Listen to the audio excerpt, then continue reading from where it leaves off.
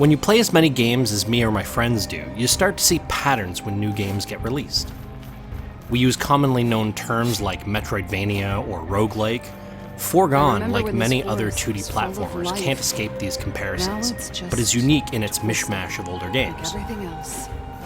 You start the game in a vision of what seems like the past when a war ravaged the city of Caligan. You are a super soldier tasked with defending against the threats that have now besieged the city. After a brief tutorial in this vision, you collapse and awake in the current timeline to start the real game. The world is a mostly overgrown civilization with hints towards the apocalyptic war of the past. There are broken down, rusting machines and buildings that are falling apart. Flora and fauna have now started taking over the ruins of this once great city. There are also scores of the Harrow patrolling the streets, buildings, and caverns that make it the landscape. What the Harrow are is a mystery that unfolds as you fight your way through the world and progress through the story. Perhaps they are your fallen comrade in arms, or maybe an alien invasion. Everything is beautifully rendered in a pixel art style which is quite common these days with 2D games. The world is vibrant and colorful, but the proportions are realistic, and it actually reminded me of the old Flashback game on SNES or Genesis, or even Blackthorn. Animation and movement is extremely fluid, and even though pixelated, everything looked very detailed. Controls were solid, with the ability to slide and double jump being available right from the get-go. Melee combat was quick, and sliding through enemies to attack from behind felt great. I didn't really care for the auto-aiming for the gun mechanics, though I understand with limited ammo for any weapons they wanted to make sure you didn't waste shots. I still felt like I was missing more than I should be for something that was supposed to track nearby enemies. There were a few options for both melee and ranged weapons that you could get to change the flow of combat, with daggers being quick and weak, the falchion being slower but more deadly, or the shotgun being short-ranged compared to the pistol.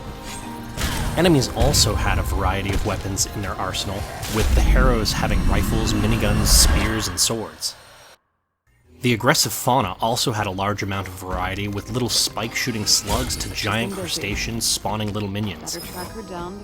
The ranged Harrows were definitely the most difficult, as their attacks, much like your ranged ones, would follow you, often leading me to avoid one thing, only to get hit by a barrage of bullets and die.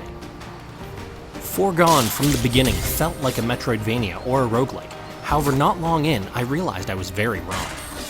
Traditional Metroidvania would have you gain abilities to unlock previously explored areas for power-ups and collectibles, and a roguelike would have you start over fresh when you die. I would say probably the closest analog to Foregone would probably be a Dark Souls with a bit of Diablo mixed in. You unlock shortcuts from waypoints as you move through the world.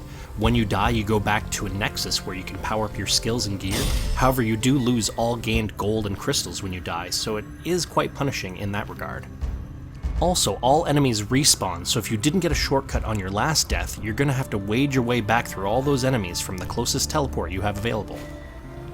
Enemies have a chance to drop loot, and it can come in a variety of rarities, from common to legendary. These drops also have some random fixes, such as 4% hit points or 10% poison damage attached to them. The amount of randomness in what you can get is actually quite staggering. Killing enemies and breaking boxes, you find gold and crystals.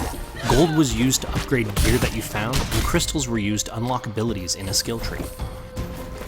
Here were a couple things that I didn't care for much. The randomness in the gear drops felt too RNG, like getting a rare piece of armor with a garbage affix was all too common. I also didn't really like that picking certain parts of the skill tree locked out others. I know other games do that as well, but I just never liked not being able to fill it out. On the plus side, you could spend gold to respec your skills, so you could try different things. Summarily, Foregone is a 2D action platformer with roots in quite a number of old-school games, and some newer ones. It rolls solid gameplay into a beautiful pixel-styled package. Though the RNG nature of the loot is a detractor for me, it's not that bad, and still a good system overall. I enjoyed what I played so far in this early access, and look forward to what Foregone has to offer when it is complete. I'm giving Foregone 8 out of 10. Hey, did you like that video? If you did, be sure to let us know by clicking the like button and leaving a comment. If you want to be first in line for any new content, be sure to subscribe to our channel and then hit up our Facebook page, the link's in the description below, to see what's coming up next.